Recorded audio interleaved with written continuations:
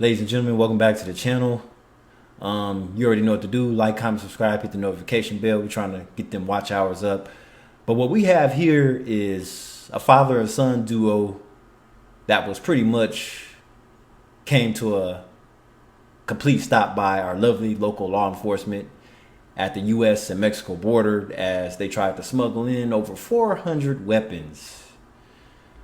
Wow. Let's go ahead and tune in. News Nation. Let's go. Much of the focus has been on ICE and its operations within the U.S. There's still a lot happening at our southern border, like this latest incident. This is in Laredo. I mean, what in the world? It's like, what are you going to do with all these weapons?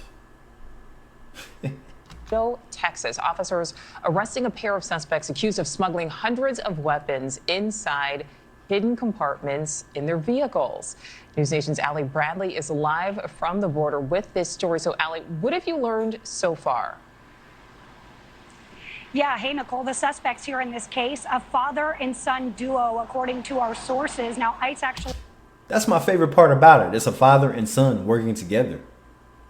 How often do you hear about father and son working together? Whether it's legal or not. Not often, let alone, at least not in America, but let's go. They arrested them on federal firearms charges after U.S. Customs and Border Protection found firearms in hidden compartments in those trailers at the southern border bound for Mexico. So as you mentioned, this happened in Laredo, Texas on Thursday. This was at the port of entry there where inspectors flagged odd trailer walls. As weird as it sounds, that's a nicer border patrol station. I've never seen one that looked that nice. It almost looks upper class, but then the bad stuff happens in all the nice areas. And they opened up the compartments, and what they found was shocking. Loaded with roughly 400 firearms of various calibers, including rifles, high-capacity magazines, and also thousands of rounds of ammunition. Authorities say the father, Emilio Ramirez Cortez, is a lawful permanent resident. His son, Edgar Ramirez Diaz, is a U.S. citizen. They're both currently in custody of the U.S. Marshal Service. They actually had... Remember, you guys, it's not illegal unless you get caught. So, hadn't they got caught, they'd have been all right. But he was riding dirty with his father. Their initial court appearance just hours ago this morning, and we're waiting right now on those details from the court. But Border Patrol, meantime, saying this is a reminder that while things might be quiet at the border and all the focus is on the interior, it is not the time for the men and women on the front lines to let their guard down. Take a listen.